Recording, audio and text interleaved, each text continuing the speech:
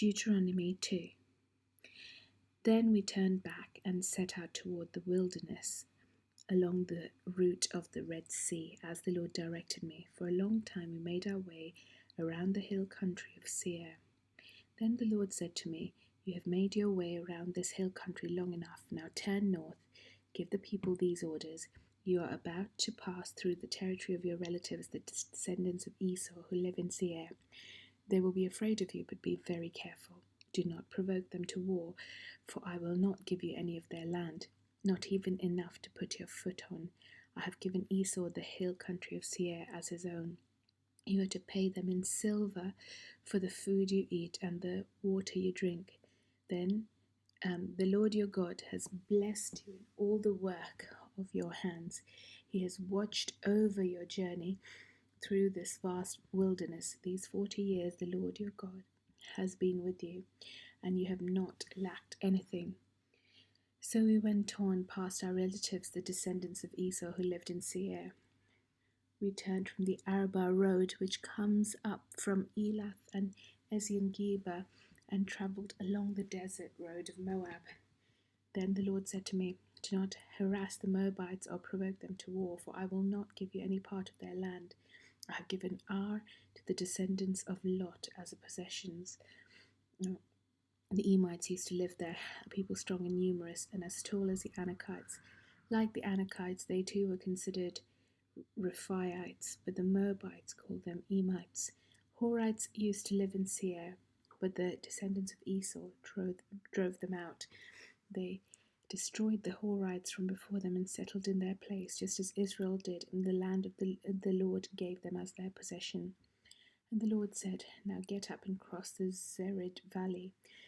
So we crossed the valley. 38 years passed from the time we left Kadesh Barnea until we crossed the Zered Valley.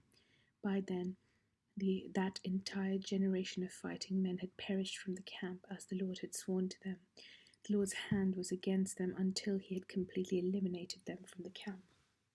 Now when the last of these fighting men among the people had died, the Lord said to me, "Today you are to pass by the region of Moab at Ar. When you come to the Ammonites, do not harass them or provoke them to war, for I will not give you possession of any land belonging to the Ammonites. I have given it as a possession to the descendants of Lot." This too was considered a land of the Rephaites who used to live there, but the Ammonites called them Zamzumites. They were a people strong and numerous and as tall as the Anakites. The Lord destroyed them from before the Ammonites, who drove them out and settled in their place. The Lord had done the same for the descendants of Esau who live in Seir, when he destroyed the Horites from before them. They drove them out and have lived in their place to this day. And as for the Avites who live in villages as far as Gaza, the Caphtorites coming out from Caphtor destroyed them and settled in their place. Set out now and cross the Arnon Gorge. See, I have given into your hand Sihon the Amorite, king of Heshbon, and his country. Begin to take possession of it and engage him in battle. This very day I will begin to put the terror and fear of you on all the nations under heaven. They will hear reports of you and will tremble and be in anguish because of you. From the desert of Kedemoth I sent messengers to Sihon, king of Heshbon, offering peace and saying, "Let us pass through your country. We will stay on the main road. We will not turn aside to the right or the left. Sell us food to eat and water to drink for their price in silver. Only let us pass through on foot, as the descendants of Esau who lived in Seir and the Moabites who live in Ar did for us, until we cross the Jordan into the land the Lord of our God is giving us." But Sihon, king of Heshbon, refused to let us pass through, for the Lord your God had made his spirit stubborn and his heart obstinate, in order to give him into your hands, as he has now done.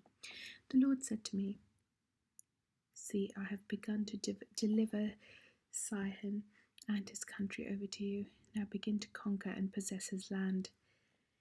When Sihon and all his army came out to meet us in battle at Jahaz, the Lord our God delivered him over to us, and we struck him down, together with his sons and his whole army. At that time, we took all his towns and completely destroyed them, men, women, and children. We left no survivors, but the livestock and the plunder from the towns we had captured we carried off for ourselves. From Ariah on the rim of the Arnon gorge, and from the town in the gorge, even as far as Gilead. Not one town was too strong for us.